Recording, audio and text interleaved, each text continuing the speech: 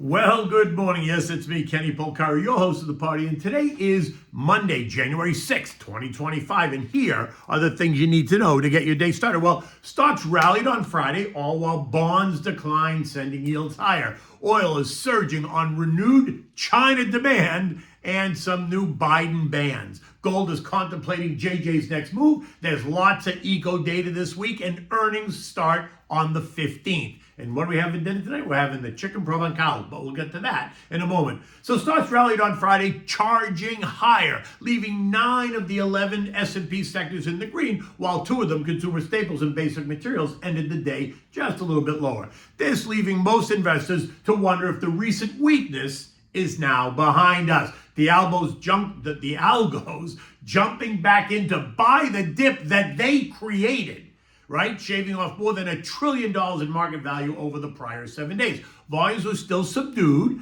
causing exaggerated moves as many asset managers and retail investors are making their way back from the long holiday week, right? But that all changes today. The gains did manage to soften the blow suffered at year end as the algos took almost everything higher. The Dow ended the day up 340 points or 0.8%. The S&P up 74 points or 1.3%. The Nasdaq gained 340 points or 1.8%. The Russell added 36 points or 1.6%. The transport's up 184 points or 1.2%, while the equal weighted S&P gained 65 points or 0.9%. AI, tech, disruptive tech, and quantum tech names all in the lead, reminding us that you have to be in it to win it. The semis, right? The SOXX up 2.6%. NVIDIA's up 4.5%. AMD up 4%. Qualcomm up 2.7%. ARC, which is disruptive tech, up 5%.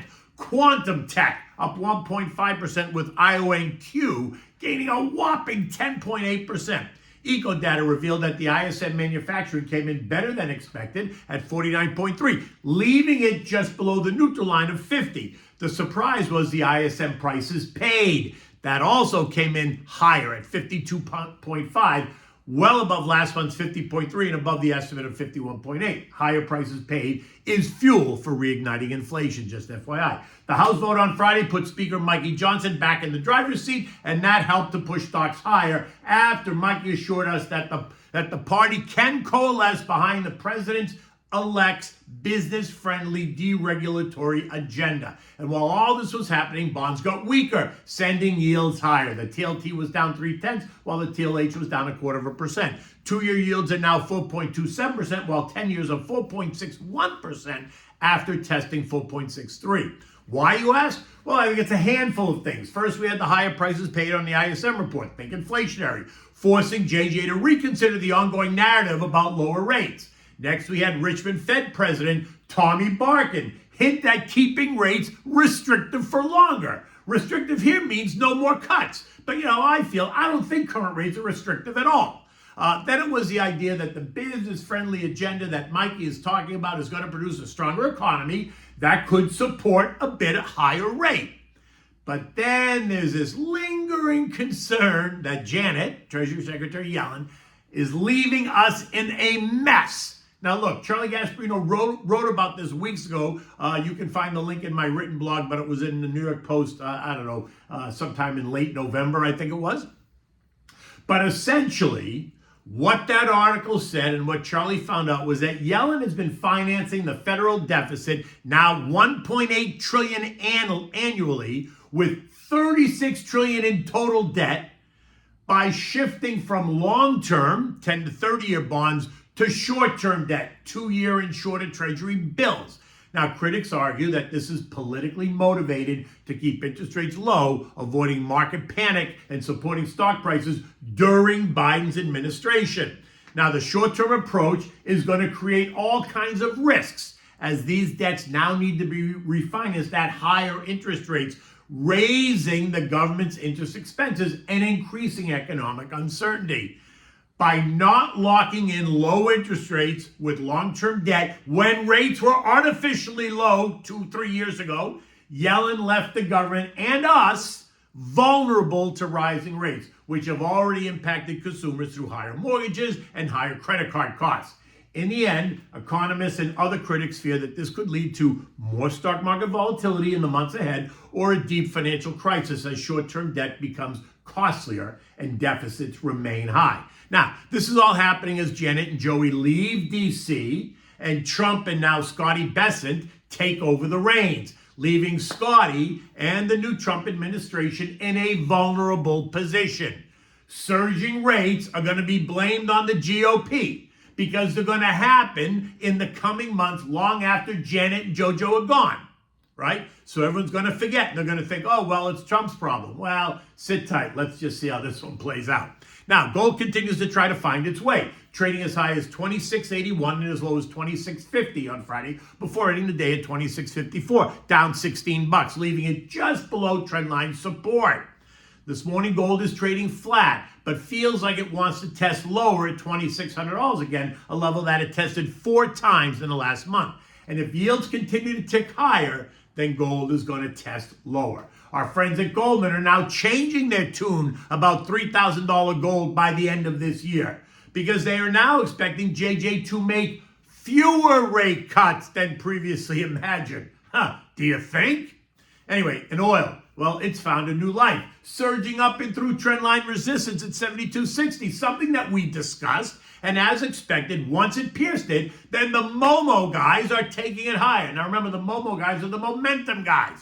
This morning, oil traded at 74.08. It's up 11.5% since a December low of 66.70. Now, the story this morning is that the oil traders are betting on this huge Chinese stimulus package to offset China's economic fragility to drive increased consumption, which will then drive demand in 2025. Now, you see what they do? They tell us that China's going off the edge from October to December, sending markets lower, reminding us daily that oil prices are dependent on Chinese demand, as if no one else counts. And then, when they get it to the bargain level at 66.70, then they suddenly change their tune and they tell us that China's going to stimulate their economy, sending prices higher. It's all very orchestrated in my mind. In the end, you know what I think. Demand is fine. It was an oversupply issue that drove prices down a little bit. Now, don't get me wrong. There was some global economic uncertainty that played a role. But I don't think you can pin it all on China. I don't buy that argument. But I am not staying away from energy because they tell me China demand is weakening. Not at all. Is anyone paying attention to the demand that's being created by AI and advancing technologies that are increasing electricity demand at exponential rates? And it's going to continue to fuel demand for energy. And that is not just a U.S. thing. That is a global thing. Now, in the end, oil is now in the 72.60, 75.25 trading range, where I think it stays for a while.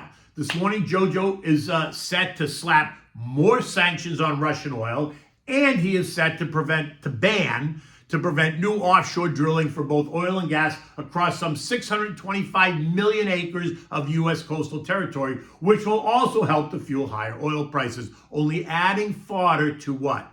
The inflation story. Now, U.S. futures are screaming higher. Dow up 130 points, S&P's up 40, the Nasdaq's up 205, and the Russell's up 14 points. The Barkin comments on Friday are being interpreted as more bullish this morning, suggesting that the U.S. economy remains strong and can handle higher rates. We're also going to hear from Fed Governor Lisa Cook. She's speaking at a conference later today. Let's see how she positions herself and what her view is of rates. Now, eco data today includes the S&P U.S. Services PMI, 58.5, well in expansionary territory. And remember, we're a services economy. That's an important number. Factory orders down 0.4. Durable goods orders expected to be down 0.4. Later in the week, we're going to get the latest JOLTS report, ISM Services PMI.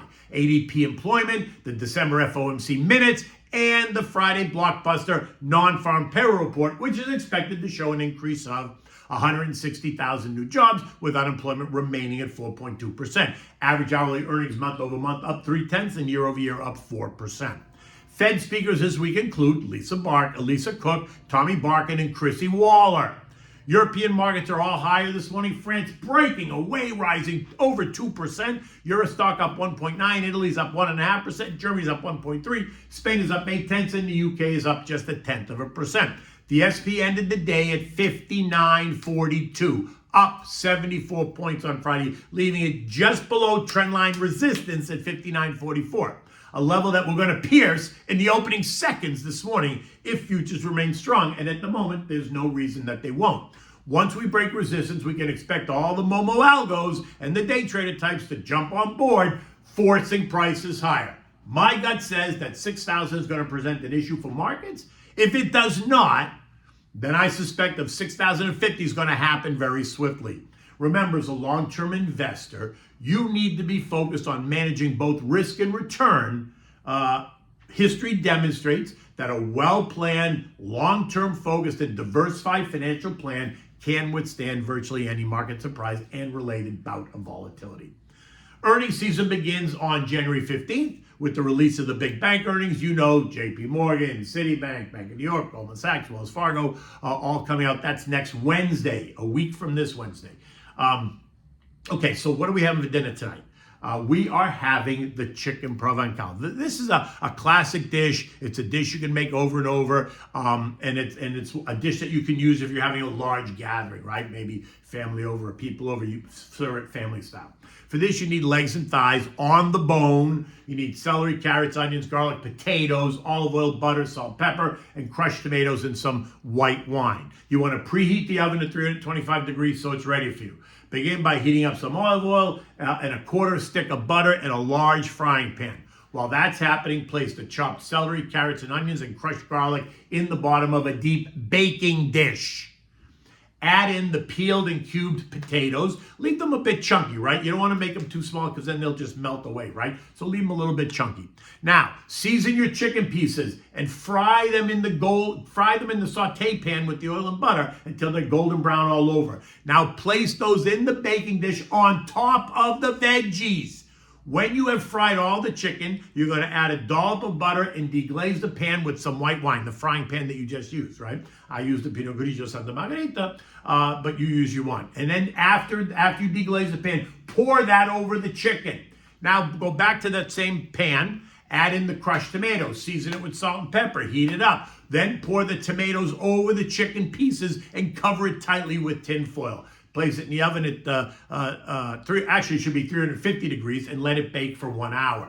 Then remove the foil, turn the heat up to 375 degrees and let it continue to bake in the oven for about another 20 minutes. Then turn the pieces of chicken over and cook for about another 20 minutes, but keep your eyes on it. You want the chicken to brown, you don't want to burn it though, right? When complete, remove it, set it down on the counter, let it cool for 5 minutes, then serve it on a big platter, making sure that you have a large mixed green salad with it, because it's really a perfect dish because you got your vegetables, your potatoes, your carrots, your celery, you got your chicken, and then you got a big salad on the side. It's perfect for a large gathering, like I said. It's great for a Saturday night dinner with family. In any event, it's early in the week. We're just getting started. Until tomorrow, take good care.